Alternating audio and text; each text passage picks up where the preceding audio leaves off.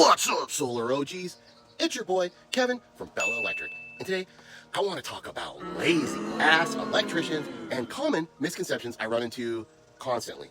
Too often, contractors and estimators head to people's homes or businesses, count the number of breakers, write down the amperage, and throw out some completely asinine, misleading, lazy BS load calculations.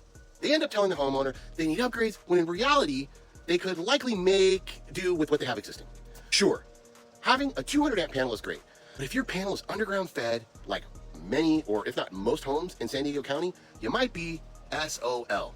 Key to proper load calculations is accounting for every large appliance's actual wattage and the square footage of your home, not just counting breakers. If someone's trying to convince you they know your electrical needs just by looking at the breaker count, do not take them seriously.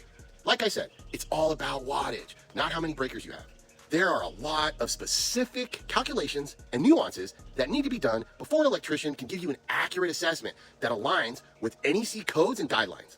Mike Holt, the legendary, straight from heaven, Mike Holt, has a very simple spreadsheet on his app that makes these calculations so easy, even your half-witted, lazy electrician can figure it out. Let's freaking go!